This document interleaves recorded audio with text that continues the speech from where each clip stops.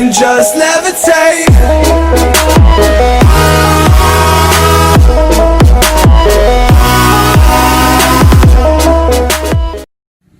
Okay guys, so welcome ulit sa ating YouTube channel. Ito na yung lesson 27 sa ating trigonometry.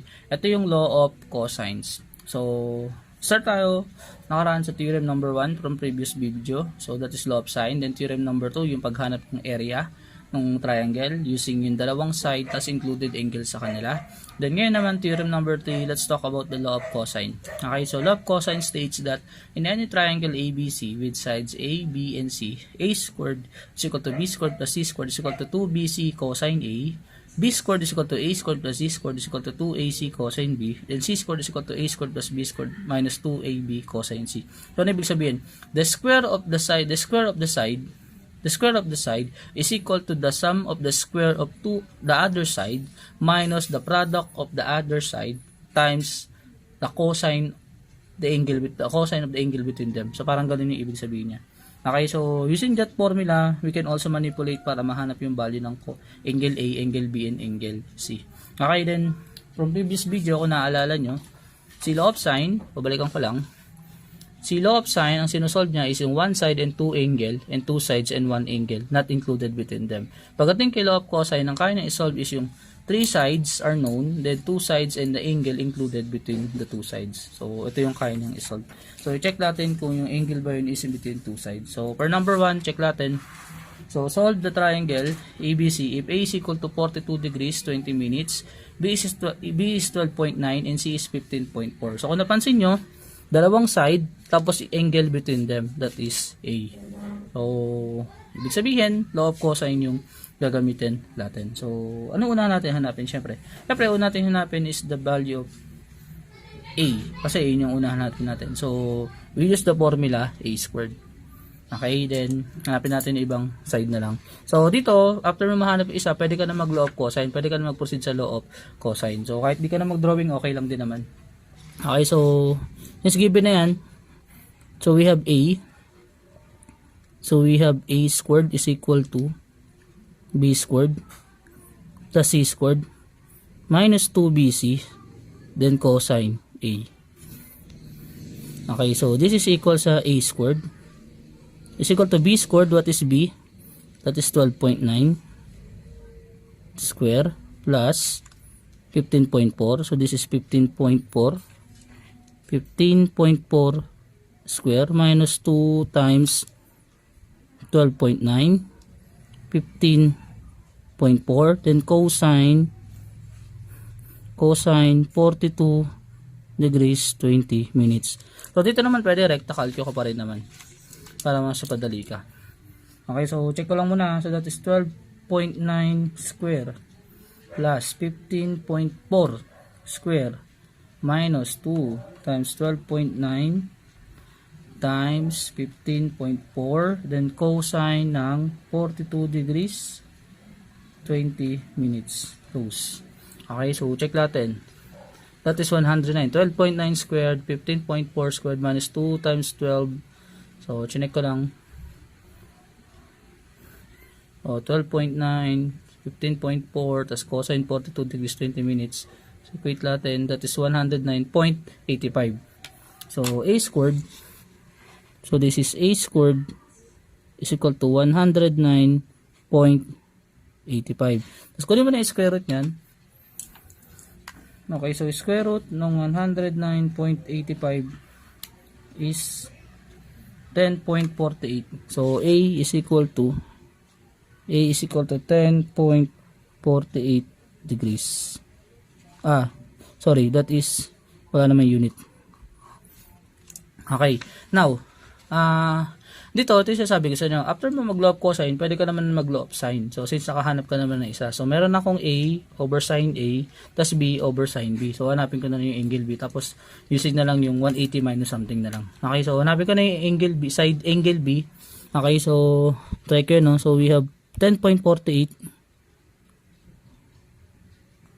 Okay, all over sine ng 42 degrees 20 minutes is equal to 12.9 over sine B. So, hindi ko pa nahanap yung sine B. So, manipulate lang natin konti. So, sin B mapupunta doon, no? So, mangyari, 12.9 over sin 42 over 10.48. Kasi sin B dapat mapunta doon eh. So, lipat ko dito sa sin B. So, mangyari, this is sin B is equal to 12.9 multiply dito, sin 42 degrees 20 minutes. Tapos, yung 10.48 paano mapunta? Sa ilalim. Bakit, sir? 10.48 times sin B, 10.48 sin B. Divide ko na lang, kaya sa ilalim ko nalalagay. So, kung napapansin nyo, dinidiretso ko na. So, understandable naman na sa atin yun kasi matagal naman na tayong nag-discuss dito. Then, solve natin yan. So, that is 12.9. That is 12.9 sin, no, sin 42 degrees 20 minutes. Okay, then all over 10.48. Okay, so that is 0.8289. Okay, or kung gusto mo, rekta na natin, pwede naman ganito gawin nyo. B is equal to arc sine ng ganyan. That is 12.9. Para mas mapadali, rekta calculate mo na. Saka mas eksakto to. Isa sa mga sure ko. Kasi kinuha na lahat ng decimal. So, gawin kayo na. That is arc sine ng 12.9 sin 42 degrees 20 minutes. Okay, over 10.48. Okay, so ayan siya. That is arc sine, that's 55.99. So the angle B is almost 55.99 degrees. Okay, so in minute that is 55.59. Ganun siya. So in DMS, pero ayun na lang, 55.99 degrees. So, almost 60 degrees. Or approximately, ganda natin, approximately 60 degrees. Para masakto. Okay, next, hanapin natin angle C. Napakadali na yan. So, angle C is just 180 degrees minus 60 degrees na nahanap natin plus 42 degrees 20 minutes. So, what is C? C is just equal sa 180 minus 60 degrees plus 42 degrees 20 minutes. Okay, that is 77 degrees 40 minutes. So this is 77 degrees 40 minutes. So ito yung angle. Okay, so nahanap ko yung side A, angle B, and angle C. So ganun yung gagawin mo. Again, pwede ka mag-law of sine afterwards. Okay, next, number 3. So for number 3, kung napansin mo, find all the angles if A is equal to 2 feet, B is equal to 3 feet, and C is equal to 4 feet. Given naman yung 3 sides. Tama? So, since given yung 3 sides, pasok pa rin siya sa law of sine kasi nga, case number 3, 3 sides are known. Tama? So, hanapin natin yung angle niya. So, using law of sine, paano natin hanap yung angle niyan? Okay, so pili na lang kayo dito sa tatlo. So, for example, ang napili ni sir is yung A squared plus B squared is equal to C squared minus 2BC cosine A. Okay, so ang napili ni sir is si A squared is equal to B squared plus C squared minus 2BC cosine A. So, mamanipulate ko yan. Transpose ko to lahat. That is A squared minus B squared minus C squared is equal to negative 2BC cosine A. Divide ko by negative 2B. C, negative 2BC. This is A squared minus B squared minus C squared over negative 2BC is equal to cosine A. Okay, then to. Lagay ko lang yung negative doon. So, yung A magiging negative. Yung B sa kasi magiging positive. So, therefore, reducing ko lang, this is cosine A is just equal sa B squared plus C squared minus A squared over 2BC. So, bakit naging iba yung sign? Kasi nga dinivide ko ba yung negative lahat. So, naging negative to positive to. Kaya ganyan. Okay, next. Para mahanap yung value ng A, that is just simply is equal to A arc cosine ng B squared plus C squared minus A squared over 2BC. So, para mahanap ko si A. Yan yung po ating formula. So, check natin para solve na natin. Hanapin natin ang value ng A. So, the value of A, so angle A is just equal sa arc cosine ng B squared. What is B? That is 3 feet.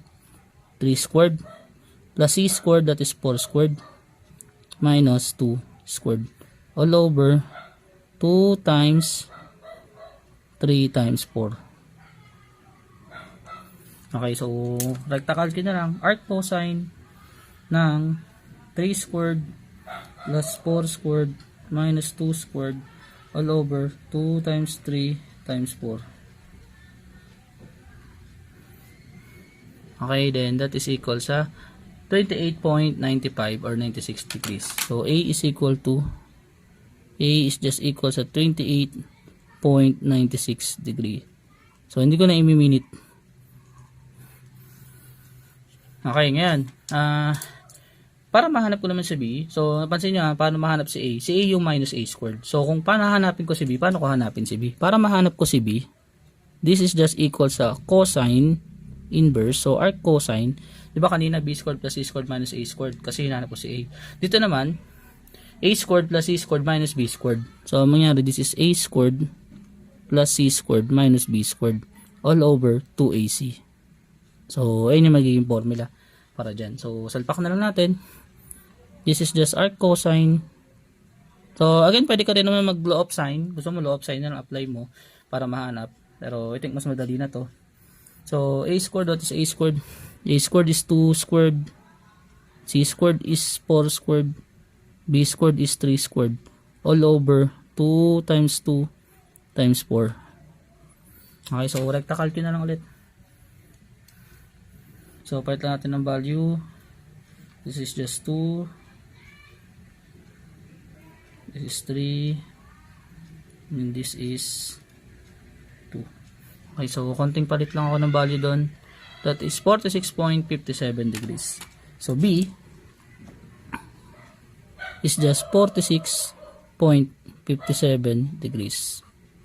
Okay, so madali na hanapin sa angle C. Angle C is just equal sa 180 degrees minus 28.96 degrees plus 46.57 degrees. Okay, and that is equal sa 180 minus 28.96 plus 46.57, and that is 104.47. So C is equal to 104.47 degrees.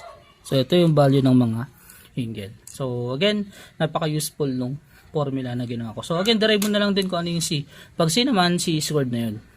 Okay, so ikaw na lang din maglagay nun para mas mapadali. Okay, so next tayo. Okay, so let's try problem solving. Okay, so the sides of a parallelogram are 4 cm and 6 cm.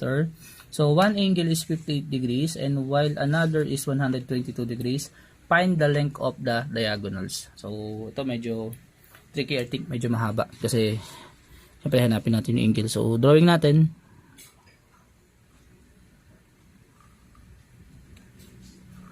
So kung napansin mo, ito yung ating parallelogram. So kung ito yung 58 degrees, ito naman yung 122 degrees. So pinapahanap is yung diagonal una. Cut natin yan, tapos yung diagonal din dito. Okay, given na yung ito ay 4, tapos ito ay 6. So I think makakapag-draw tayo dyan ng triangle. So I think law of sine kasi included naman siya. Okay, mapapadali. So drawing ko lang ha. Ang mangyari, una, kunyari ginamit ko to. So kunyari ginamit ko to, part na to. Pag ginamit ko to, ito yung 122. Okay, this is 4, this is 6. Ito yung D1. Tama. Pangalawa, pag ginamit ko naman yung isa, yung dito part na to, yung patayo. Ito naman. So pag ginamit ko naman ito, tapos ito. So ito si 58. Ito si 4, ito si 6. Ito naman si D2. Okay, so pwede ko mahanap yung dalawa using yung ating law of sine kasi nga included angle naman siya. So para mahanap si D1, that is just D1 squared is equal to 4 squared plus 6 squared minus 2 times 4 times 6 times cosine 122. Okay, so para mahanap si D1, so let's say yung D1 squared is just equal sa 4 squared plus 6 squared minus 2 times 4 times 6 times cosine ng 122 degrees. So again, pwede akong gumawa ng shortcut another way, ganito. Kunyari ito yung D1 is equal to the square root. So para eksakto talaga yung sagot mo, 4 squared plus 6 squared times 2 minus 2 times 4 times 6 tapos cosine 122 degrees. So ayan, at least pwede mo sakto input sa calculator. Okay, so that is square root ng 4 squared plus 6 squared minus 2 times 4 times 6 tapos cosine ng 122 degrees. Okay, and that is 8.8. Okay, so therefore D1 o yung diagonal 1 is equal to 8.8 centimeter. So again, for D2, similar, ito naman yung gagamitin. So for D2, so D sub 2 na lang, this is square root ng 4 squared plus 6 squared minus 2 times 4 times 6 times cosine 58 degrees. So ayun naman yung pinagkaiba. So therefore D2 is just equal sa, so calculate na lang din, that is square root ng 4 squared plus 6 squared minus 2 times 4 times 6 times cosine 58 degree.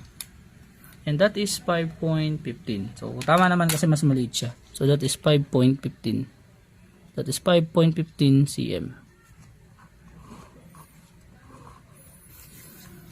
Okay, so ganoon siya kasimple. So again, make sure na may diagram mo siya na maayos. Tapos tingnan mo rin yung mga cases natin kung saan siya magpapalo. So hindi naman lagi na law of sine lang siya tapos law of cosine. Okay, so check nyo rin. Okay, so hoping na panoorin pa yung mga next video kasi malapit naman din na rin tayo matapos dito sa ating trigonometry. So again, thank you for watching.